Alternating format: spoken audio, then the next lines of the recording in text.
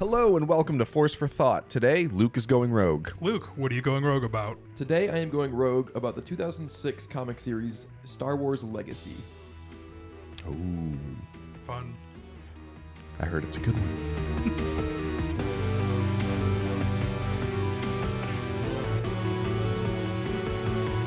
Hello and welcome. Before I get into my Rogue One, I'd like to talk about the idea of these Rogue Ones. This is our 7th or 8th that we've done, and I think each one has been to varying degrees of success. Some people, ourselves and the fans, have mentioned that what they really like about these Rogue Ones is getting to hear about the Star Wars story that they never would dedicate the time to read or play when it was Jedi Survivor or all of the High Republic, and some people just like hearing our conversations about something even if they don't know anything about it. So this month, I am trying something new, and I want to give the listener the opportunity to have it either way.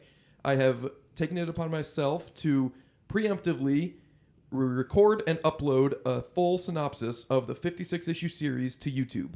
It's on there right now. If you want to hear about this story in detail, about the plot, the characters, the lore, go watch that video.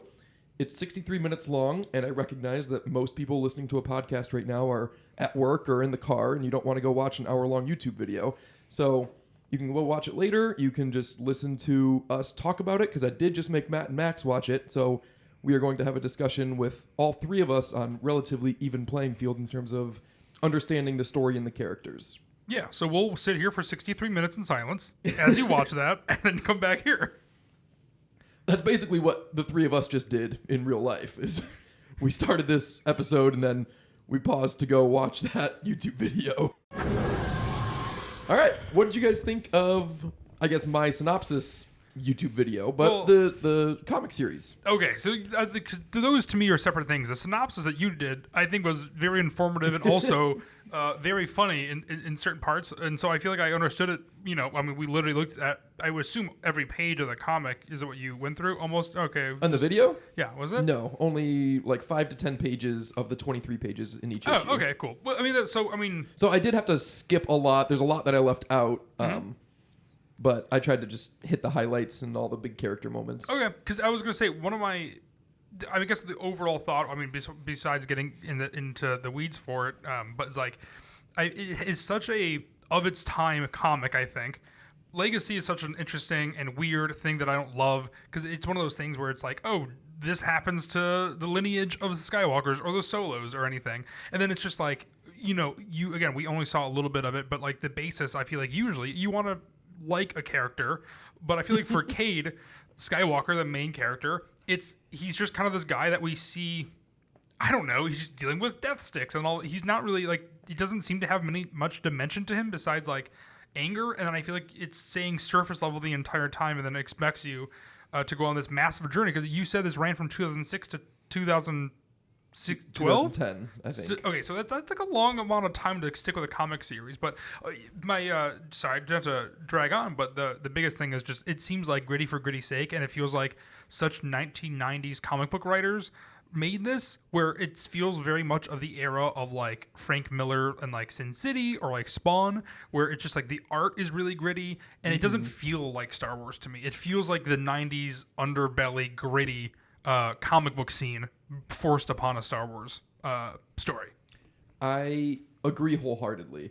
I'm not that familiar with my comic book history like that, but just reading it, like I can tell it's vastly different from the comics that are released today that are coming out now. Yeah. It feels like it was written by the stereotypical basement dweller nerd that people think Star Wars fans are. Maybe they were right 20 years ago, and that's what Star Wars fans were then. I don't want to potentially alienate some of the audience if they were that person 20 years ago, but it's just so many things, from like the way they treat the Jedi, and I'll get into details in a second. Max, what'd you think? I disagree with everything you guys are saying. What? That was so badass. That was so cool.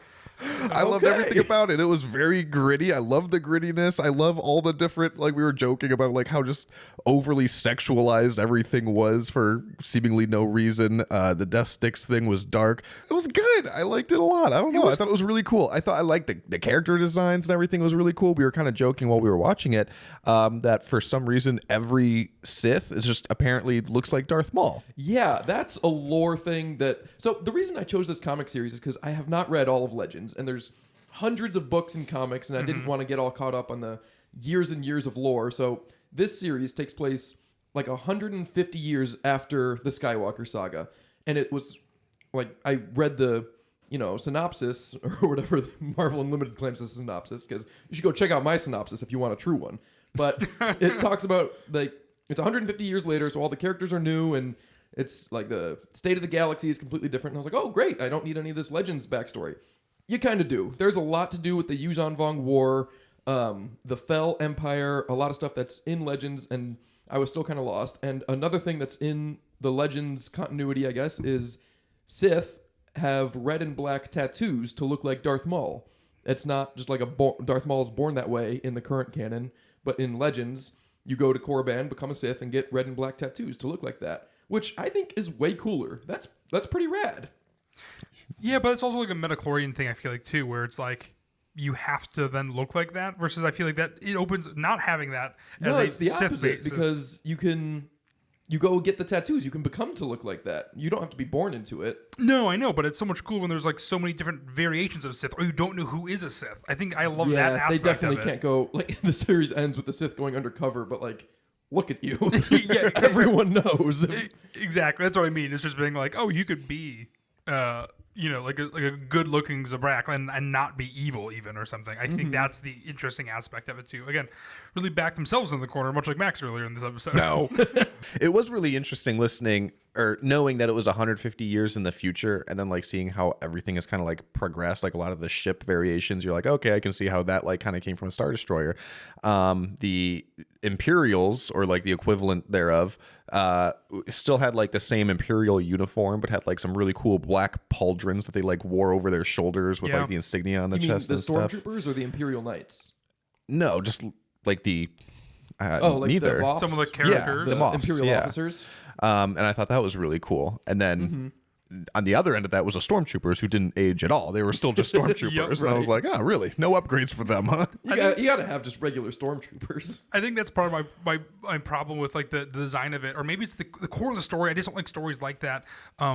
That has this legacy characters, right? 150 years later, but basically just nothing matters, basically, right? Like they kind of did everything they did is for nothing, and then all of a sudden, like that lineage, they're like literal junkies fight, just like in this like the bowels of like it seems like 1970s gritty New York, but it's the full galaxy. And so it's like, well, that sucks for rewatching the original trilogy to be like, oh, it's all gonna end bad anyway. Yeah, I remember I was one time looking at like Wikipedia articles and it mentioned the second Galactic Civil War, and I was like, oh, geez, they go and do the whole thing again, and I guess that's this series, and yes, they do go do the whole thing Yeah. again, but that is, in my opinion, the best part of this series. The lore and the state of the galaxy is exceptional. When I started reading this series, I straight up disliked it. Like, I wasn't just not quite on board.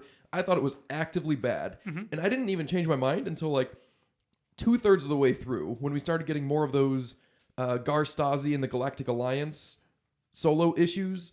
All of that stuff was fantastic. The Rowan Fel Empire and the Imperial Knights, the way that they use the Force, but they're not Jedis. They all have white lightsabers and they just serve the Empire, but only so long as the Emperor serves the light side of the Force. That was fascinating, and I absolutely loved it. Where I didn't like it was all of the characters.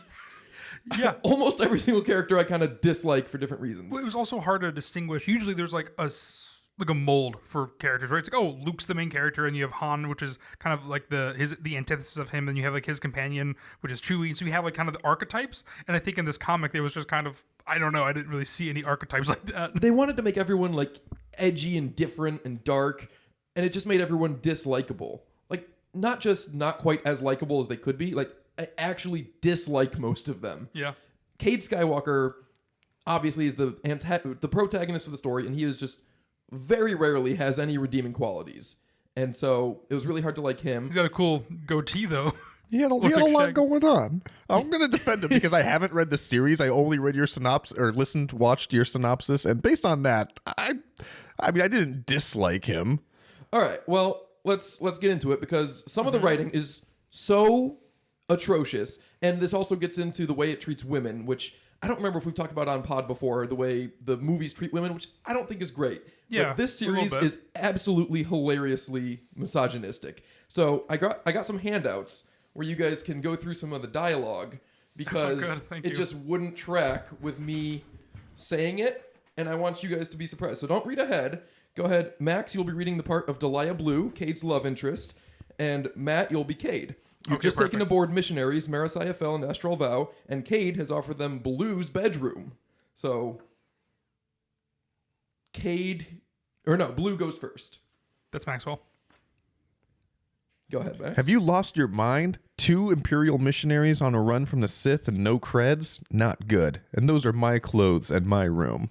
You can bunk in the engine for now. Rather bunk with you.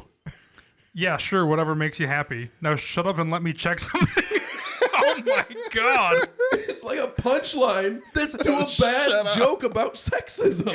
and that's what I mean. I think by the 90s, I feel like it feels Yes, it's exactly like that. My it is- jaw I didn't- literally dropped when I read that. It's also so funny where it's just like, okay, now I need to leave and do something else. So it's, that's the thing is like, Cade and everybody else just feels like it's like such a man's world in the fact that it's like, whatever anybody, I don't know, just says like doesn't matter besides that main character you're focusing on. This isn't the time to interject this. I did enjoy like listening and watching that video and I was like enthralled into it. Good. But yeah, that's some bad writing and It's not just bad writing. It I is think that is stellar writing. Yeah. That is exactly what I'm looking for in a deliberately comic. hurtful. When I'm reading my comics alone in my basement in my dark. yeah, with your fedora on. Every single woman is written like that. And Max, you've mentioned before about some X-Men comic author that when he writes new characters, he thinks, could this character be female? Why or why not? This series, they Chris did the Claremont exact. was his name. Okay, Yes. thank you. Very famous X-Men This author. series did the exact opposite and said, can this character be male? And the answer is no if they are a love interest to a male or someone's mom. So Yeah, that's Nina true. There was a lot of Nina moms. Calixte is surprisingly Gunnar Yage's mom because she is also Moff Yage's ex-wife and Admiral Veed's current side hoe. So she has 2 love interests and is the mom to one of the only 20-year-olds. And then we have Morgan Cord, who is Cole Skywalker's side hoe and Cade's mom. And then it's revealed like halfway through that those 2 characters are actually the same character. Yep. Because the only thing better than having 2 girls in your series is just making the girl one girl and have them be the love interest to 3 different characters and the mother of 2 different characters. And this does the same. This story does the same thing that Star Wars, I think, gets faulted for, where it's just everybody's related to somebody. And Yes. also, there's like 3 arms that are chopped off. Also, Yeah, it does have a lot of arms that are chopped off, which I think is missing from current Star Wars. I really like this series for that. Chop off more arms. The Wolf Sazin gets his arm chopped off in like the 2nd issue, and then he meets that Sith later, and the Sith calls him one arm to Yes, his face. yeah. That is vicious. I know. Again, the writing. Other female characters. Aslan Ray is an Imperial knight, and she was a former Jedi, which is interesting, like divided loyalties and stuff. But the only character development that she has is that she used to date Cade when she was a Jedi, and now she dates Ganner Krieg when she's an Imperial knight. And it's like, why does every single girl... Marasiah Fell is the daughter to Emperor Rowan Fell, and the only development she has is that Ganner... excuse me, it's going to be really difficult for you guys if I can't even keep them straight. But some guy wants to marry her, and that's everything about her. Darth Talon. Have you guys seen Darth Talon before? Was this the first time you've actually like ever seen a picture or artwork of her, Was Max? I've seen her in pictures before. She is very common in like art. I remember when I first started going to cons in like 2015, 16, I would see a lot of art, like thirst trap art of Star Wars and other nerd culture female characters in like bikinis and stuff. And I remember I would always see like Leia and Padme and Ahsoka and Darth Talon. And I was like, why do they have to sexualize all these characters? And this one, no, she's just as sexualized in this comic. She has no agency. She doesn't do anything other than seduce Cade because she's a girl and might as well make her a boy unless she's going to seduce the main character. And famously, George Lucas has expressed interest in liking this character. And I can give you 2 guesses why he likes Darth Talon, because I'm sure it's not her writing. Darth Maladi is the literal singular female character that is not a mom or love interest. And she's not that great of a character, but she Well, there does you have go. more than one scene. Your- and she your is theory is not being disproven, man. sexualized. I guess. There is a lot. Garstazi is incredible. He's the Galactic Alliance admiral, and he was great. He was very cool. For some reason, they did not have the same artist for all of them, and there was like very distinctly 2 different artists. One for a lot of the Garstazi content, and one for all the rest. And for like half of the Garstazi content with this other artist, he looks dumb as hell. Did you guys notice that? The Duros that looked like his face was falling off? Yes, I think you pointed it out. But look, I do want to mention the artwork though, because we talked about how it looked gritty. I really liked the gritty artwork. The covers, which we kept joking about throughout the video, not great. Trash. Those were really bad artwork, comic The covers. Covers notoriously supposed to be the attention grabber, right? Yeah. It's It's the supposed opposite, to. yeah. It literally is just characters. It looks like an actual photo that is like cartoonized digitally versus actually hand drawn with no background. Yeah, it looked like there For were just most like of it. promo photos that were taken of Yeah. people dressing up as these characters. Like before, like when a Star Wars movie's released or something, and like Variety comes out with a photo shoot of like a dozen pictures, Yep. and you're like, oh, these are cool. That's what that felt like Yes. to me. I agree. Bad. And it's like you can't fumble there on a comic book. That's if you're gonna get anything right, you at least got to get the cover right Yeah. if you're gonna be successful. And the artwork is really good too. I also, By it's just and not large- necessarily what I prefer. Like the Han Solo comic, what we reviewed a while back, is look what I prefer style wise.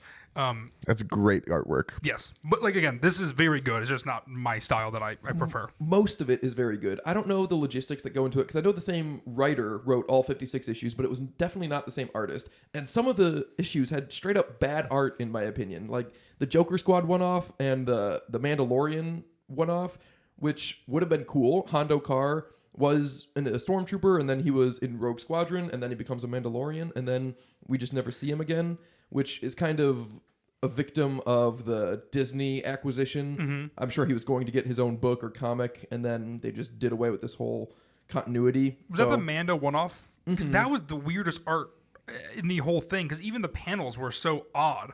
A couple of them, just issue 4 and 41 were both one-offs and both done by different artists, and I think both look bad. Yeah. I don't know why. The Imperial Knights are awesome. They also suffer from the rushed ending. So I don't know exactly the timeline, but the series was clearly affected by someone outside of the creative process telling them, you have 5 more issues, wrap everything up. Yeah. Because Crate, well, I haven't even gotten into Crate, but I'll just talk about the Imperial Knights. They were my favorite part, probably, and they had like the divided loyalties between like serving the light side and serving the Emperor, and we had all those parts with helping the people on Dock, the Mon Calamari, that were being genocided against, and I really liked them. And then at the end, Emperor Rowan Fell tries to use a bioweapon, and Antares Draco stops him. But also in that scene are his daughter, Mara Sayafel, and the other cool Imperial Knight, Trace Sinde, and Emperor Fell just like knocks them over before he and Draco have this moment. And it's like, well, those characters are also really interesting. Mara Sayafel was set up as one of the most interesting characters because she was going to run parallel to Cade in a sense that they were both born into a legacy and they have a responsibility to certain people because of their name. And she ended up just being Antares Draco's girlfriend for most of it, which was a bummer. I also can't believe someone named a character Draco after Harry Potter has been written. Like, there's so many didn't things even think about naming-wise that. in here Yeah. that are just like There was so a lot of odd. weird naming choices. Like Cade's uncle's name is just Bantha. Yeah, Yeah, but Bantha's Like the cool, creature? so I was okay with that. yeah. But that was his chosen, I That's think. like that's like picking like naming your kid Horse. Or Wolf. Wolf is a name, isn't it? I mean, I don't think it's as cool as Bantha though. I think Bantha's like I think it's bad. I also really liked Bantha as a character. He was one of the better parts. He calls his kids Kits with a T, which This guy's is not to be random, trusted. but Nope, not This to be guy's a trusted. furry. He thinks he's an animal. Yeah. He goes by Bantha and he calls his kids kits. Speaking of which, I omitted this from my synopsis entirely because it was so random and had nothing to do with the plot. But there is one half of one issue where they go to a planet called Cordu-G, and a Sith is trying to manipulate the people. They're a very primitive people. They have 4 arms and 2 legs, and they like operate in little tribes. And this one guy is trying to unite all of his tribes against the Sith, and the Sith are trying to like capture everyone and make them become Sith. And at the end of that part of the, I don't even know what to call it, story, the tribesman that is trying to unite everyone, his kid comes to help, his son, and his son is a dog, and like a literal beast with 6 legs. And apparently, like, I looked it up on Wikipedia later, and it's like, yeah, these people are born as dogs and then grow into humans. No. Like, No. what the See, hell is happening? this is why Star Wars is in a better place. Like, No, I don't that's know, cool. man. I liked it. I really liked I that. don't think I do like No. that. That is weird. I was certain. I reread that issue so many times because he referred to him. They like mention having a son, and they mention the son being the dog. And I'm like, surely I'm misreading this, but I wonder, is that the first time that they ever introduced that concept of the species? it's not. So other people who are familiar with legends were like, oh, his kid's going to be a dog. Yes. Okay. Totally normal, totally chill. Yeah, like, oh, this is just a thing. Just like that. I don't know. That's fair. There were people like to complain in the current canon that there are too many survivors of Order 66. Well, this is like 180 years after Order 66. There has been another Jedi Purge that was near complete, and there are still 3 surviving members of the first Order 66 in this comic. One of them is Darth Krayt, so he didn't survive the second one. He perpetrated the second one, but people like to complain about that. They don't know how good we have it based on what it was in Legends. Darth Krayt is a human, but is like 200 years old, which is also kind of funky. He also has almost no characterization. Not a good villain. Yeah. They tried to make him like the Darth Vader type, but Darth Vader has a lot of backstory and like personal strife and Yeah. inner monologues. Darth Krayt is just evil, and they like give him a backstory, And he but looks it's cool. not that cool. He does Yeah. look cool. That's the thing. I think that it was just like, oh, this character looks cool. No other thing needed. You get it visually. This is a bad character. Besides Darth Krayt, all the Sith survive. Also, I tried really hard not to make any jokes during the synopsis. I just wanted to be like to the point, but I couldn't help but laugh when I was reading that, like, okay, Darth Havoc and Darth Nihil and Darth Talon and Darth Maladi, like, it's all of the Sith survive the end of the series. So maybe they wanted to do something and then it was canceled, but the fact that it was being canceled is why the ending was so bad. So I don't see why they had to make all of them survive. So I don't really know how that worked out, but that Do you was know hokey. any behind the scenes? Was it like cut short or something like that? It had to have been just because it was that era. Like Legacy War. So Star Wars Legacy is 50 issues, and then it ended in 2010 or 2011, and then Legacy War was 6 issues and wrapped up the whole storyline in 2011. And then everything was canceled in 2013, which still seems like there was some wiggle room to take your time more, but I don't know.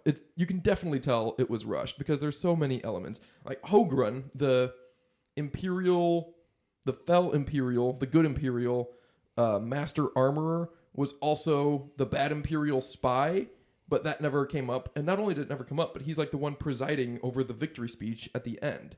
So that's like not just a question mark. It's almost like a continuity error. I was a little bit confused by the lore as far as their form of government, because it sounded like there was an alliance, but then at the very end, when the good guys saved the day, they went back to just another empire, but with a good empress. Yes. So the Empire was good by and large in this era, and then the Sith hijacked the Empire, but didn't successfully kill the Emperor. So then the Empire basically fractured into 2 different empires: the Fel Empire, which was good, and the Sith Empire, which was bad. And then at the end, the Fel Empire was still good, and so they kept alive. That's a name change. You need a name change, my I friend. know you need a rebrand. That's like- At least call Yes. yourself something different. I feel like that's where it's. You're All-Star Emperor. Yes, that's why I'm so fucking confused. Yeah, it's super confusing to read also. Around like issue 40 or maybe the late 30s, they start referring to them as the Bastion Empire and the Coruscant Empire, which Bastion is where Emperor Fel was, the good guys, and Coruscant is where the Sith were, which is like a little bit more clear, but not clear enough. I would give you I think that's less clear. $1,000 guaranteeing whoever wrote that son's name was Sebastian, and they named it that. Guarantee it. Excuse me, I'm looking through my notes. This is McClunky. Matt can cut this down. The Naboo Queen is mentioned, and I was like blown away because I never saw her. So I read the whole series, and then I reread the whole series to make the synopsis. And on my reread, I noticed they mentioned the Naboo Queen, and it's when I have to phrase this interestingly because it's the bad empire, but the good guys in the bad empire. Oof. The not terrible guys. Moff Yage and his daughter say, the Moff says to his daughter, like, we have dinner at the Naboo Queen tomorrow. And I was like, hey, the Naboo Queen. And then there's no Naboo Queen ever in it. But on my second watch, second read through, I noticed it's the name of the restaurant that became a restaurant that used to be Padme's apartment. So I don't know why Padme is getting such a legacy treatment, but it's the same building, so I guess that's where they get the name. I don't know. That's so dumb. Wait, what is it? I'm confused. It's the apartment building that Padme lives in. Like, you can In Attack? match it to exterior shots in, I think it is Attack of the Clones, but it might be Attack of the Clones and Revenge of the Sith. And they turned it into a restaurant? And now it's a restaurant, yeah. Just talk about real estate. That's so dumb. Such a dumb little It's aspect. just so unclear because this bit of lore, which is kind of neat, I guess, it's dumped on you in the middle of the scene where the guy says, we have dinner at the Naboo Queen tomorrow, which definitely does not imply we have dinner at a restaurant tomorrow. No. It's just a normal place. Why would you phrase anything like that? How stupid. We have dinner we have dinner at a restaurant tomorrow? Like, imagine if I said that to you. Well, it'd be like if we have dinner at Chili's tomorrow. Yeah, why would I say that? Hey, you want to go to dinner tomorrow? Yeah, we're at Chili's. They Let's had an go. Let's do appointment. that. It was a reservation. We have a reservation. Oh, man. Just use the word. I have a lot They might of have used the qualms. word reservation, but it was at the Naboo Queen. And I remember thinking it was so weird 'cause at and not with and whatever. I didn't think this would bother you so much. I'm sorry I brought it up. I had to cut out. Like I said, I was trying to not include too much of my personal feelings in the synopsis. I had to literally cut out a part when Aslan Ray is introduced. She's an Imperial Knight, and she's also Ganner Krieg's girlfriend. And when it's revealed, it's like, why have a female character unless she's going to be the love interest to a more interesting man? Because every single girl is someone's girlfriend, and it's ridiculous. Delia Blue is Cade's love interest throughout the whole thing, and she almost gets a little bit of character development with that Imperial missionary, but not really. But not only is she treated horribly, like that excerpt that you guys read, there is biological, lore-wise stuff that the people of Zeltros, her alien species, they are meant to be... I'm trying to phrase this more tactfully than the comic does, but what's the point? Because the comic is so clunky with it. They are meant to not be monogamous. Monogamous? Monogamous. Yeah. They're meant to not be monogamous and not like get hung up on one guy. So They're polyamorous, as the kids Yes. say nowadays. because it's not just that they want Blue to be romantic with all these characters, it's because she is biologically coded to be that way. It's like you couldn't make this stuff up if you tried in this day and age. Those are all the notes I had. You guys have anything else to say about it? I have questions about just Legends in general then. So in Legends, after the events of Return of the Jedi, they just go back to being an empire? Or is it a new republic That's what I and then mean. time goes on and then they're just like, screw this whole republic idea, let's go back to an empire? That's why I feel like no one. I don't know. Sorry, Luke. Yeah, exactly. And that's the kind of nonsense I didn't want to get into. So I thought Star Wars Legacy wouldn't be because it's 150 years later. Because you would assume that you have a completely new slate and you could do something interesting, even though, the sequel trilogy, harkens back to the original trilogy.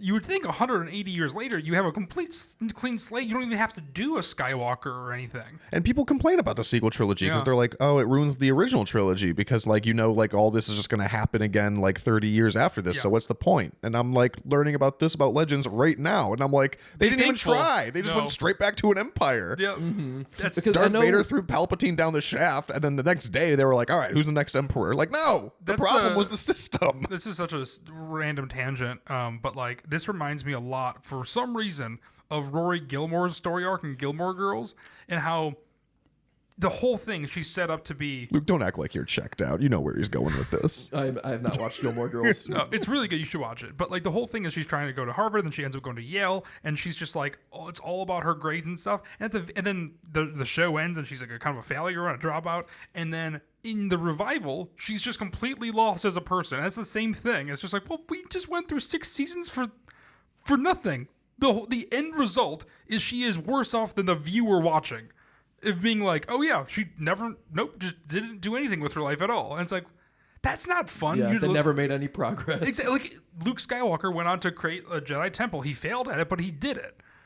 I don't know. There's just like this is just doubling down on just like weird. I think seediness and maybe I don't know. Like I don't know. I mean, they're at least trying False- something different because at least in the current canon, they overthrow the Empire and they're like, hey, you know what was good? The Republic. Let's go back to that. Yeah. It just has like a weird negative outview on the world. That's what I was gonna say. Didn't you, Max, read the Legends comic where Palpatine gets revived? Is there no New Republic in that? I was trying to think actually as I was saying all this. I don't remember what the lore was in it was Dark Empire 1, which I did not really care for. It was only like 6 issues, but yeah, it was pretty much just like a lot of the same beats as Rise of Skywalker. And that was actually why I read it, because a lot of people were like, oh, Rise of Skywalker was heavily influenced by Dark Empire. And that was a surprise to me because I didn't read this. And I was like, really? Because a common complaint is that they didn't take nearly enough suggestions from the source material from Legends as like the fans wanted them to. So I read Dark Empire. And yeah, it was a lot of the same beats. It was a clone of Palpatine returned. He had a secret army with a fleet of planet-destroying ships. And yeah, it That was is very similar. That was another thing that was very McClunky in Legacy when Crate returns from the dead and he had an army of Sith troopers, which I will say, Sith troopers in this way cooler than Sith troopers in The Rise of Skywalker. These were like actually Sith and troopers. Those in The Rise of Skywalker, they're just stormtroopers in red armor. Yeah. So this was cooler, but he comes back from the dead and is like, oh, I've been actually breeding this army for decades and I've got this whole new fleet of ships also. But like, dude, you were already the emperor of the galaxy. Like, if that wasn't your end game, what is? You can't tell me you were playing the long con with this. You had already won for like the first 30 issues. Yeah. McClunky. A lot of it's McClunky. Ironically, I feel like we're losing my message that the best part is the state of the galaxy. It's like Game of Thrones, where you have all these different factions and divided loyalties and near incest and Yeah. pedophilia, and like you have all these different factions and then they come together at the end. And also, much like Game of Thrones, the end is very rushed for one reason or another, and they just throw shit at the wall. But everything, like all these different factions start fighting with and against each other, and it's super satisfying to see. Yeah. Who I kind of laughed at one point when you said somebody was the head of intel and assassinations. Yeah. What a department name. Could you imagine telling somebody like on a date, like, oh, what do you do for a living? Oh, I'm the head of a government department. Oh, what department? Intel and assassinations. Can you imagine- I mostly do the intel part though. It's Applying for that job? Oh, Yeah, that was Darth Malati. That's a Sith thing. And there was that one-off. It was the one with the Cordugy, those aliens that breed dogs. That Sith goes to Cordugy and tries to get them on his side, and then he goes to Bastion to try to assassinate Rowan Fell, and he fails and dies. And then Darth Krayt is like mad at Malati, his head of assassination, that this failed, and she's like, "No, it's good because now he won't see our next attack coming." And it's like, why did I read this whole issue? It's just about these dog people and this failed assassination attempt that, in hindsight, never comes back up again. there's just so much stuff that never comes back up again that would have been really interesting. Whenever Luke and I go to the comic book store, there's a lot of these legacy issues in the Star Wars box that we look at, and I always laugh at the one that has Darth Krayt on the cover, and it just says, Darth Krayt is not pleased. And I think that's so funny, and it's just funny how gritty and dark this comic book is, and then they just really reeled it back for the covers, and they were like, should I say Darth Krayt is pissed off? And they're like, oh no, moms are gonna see the cover. Just say he's not pleased. If you open it up, though, this is a tense genocide of an entire species. Yeah. Like really underselling that a little bit there. But I just thought that was funny. Not pleased. It always makes me think of that scene in Attack of the Clones when Anakin is cutting the pear for Padme, and he says, Obi-Wan would be very grumpy if he knew I was doing this. It is like that. Is it better to do it out of universe where they include the not pleased clunky line for the audience, or is it better to do it in universe when Anakin thinks that's a reasonable thing to say to an actual other person in the world? For the memes, in universe. Yeah. Because it's really just you and I who are appreciating the cover, just joking about it. Yeah. I don't know. I tried doing a little bit of research, but to be honest, that synopsis video took an incredible amount of time. So almost all my prep work went to editing and recording that video. What I was reading was on message boards, which I didn't think 2006 to 2010 was that long ago, but all of the discourse about it was on message boards. I do not think this series was received very well. That being said, it did run for 56 issues, so it must have done okay. Spanning like 6 years almost. Right. Maybe just most Legend stuff wasn't that great, which I've heard before. Yeah. Overall, this series does not get my recommendation. I do recommend the synopsis video because it's pretty interesting. And if you just hit the highlights of all 56 issues, it goes... I mean, it's a 63-minute video, so don't kid yourself that it'll go quick. But it's a lot of story condensed in that, which is more satisfying than reading all 56 issues, in my opinion. Yeah, it was very, very well made and condensed, and I did not like that at the end you said, let us know if you want us to make more of these videos, because I'm like, whoa, buddy, it is a lot of work I did not sign up for. I mean, let us know. If this video does make the well time, I and guess. people really like this format for our Rogue Ones, I would be willing to do it again. Maybe not with a 50... I mean, 56 is a lot of issues. Like if we did You this... read it twice, too. Yeah. You read 112 comic books and then made an entire hour-long YouTube video. Yeah, 'cause Yeah. you can't make that video just from reading it once. Like I didn't even remember what happened in the first 45 issues after finishing it the first time. But like if we did this last month with our Han Solo comic, that would have been helpful maybe. Or I don't know. I'd be willing to do it again in the future if people like this format. I started getting a lot better at it. I'm also not an editor. Matt's our editor, so I had to like learn how to edit for this, which he beat around the bush to ask any questions and would not tell me what he was doing. So yeah, I would've wanted to been a lot surprise. easier. I wanted to surprise Matt and Max with this, which I did successfully. But I asked Matt a question about editing, and he gave me a classic person that knows too much syndrome answer about something that I was not asking about, but he thought I was asking about given the context of what I normally talk with him about. So I did learn a lot of it. And I am willing to do it again. So let us know. Reach out to us on socials if you like this format. If you've read, maybe you're one of those people that have read Star Wars Legacy anyway, and you actually didn't have to read the synopsis or watch the synopsis video, and you were able to follow along with our discussion here. In which case, do you recommend Legacy to other people? Because I still don't, and I'd like to talk with people that have read it about whether or not they like it or what like the Legends fan community think about this comic series. Yeah, and let's try to keep it positive. What do you think, listener, is your favorite part of Star Wars Legacy? Because mine was the boobs. oh my god. Mine was the lore and the world building and all the different factions, the Fel Empire and the Sith Empire, the Sith in general, the Galactic Alliance. All of that high level was very cool. And even the playing fields, I like the pecs and the outline of the weens.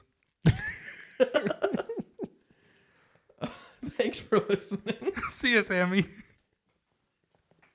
Is there actual bulges? No! I just figured to even the playing field. You know, we're not biased. Yeah. We like everything.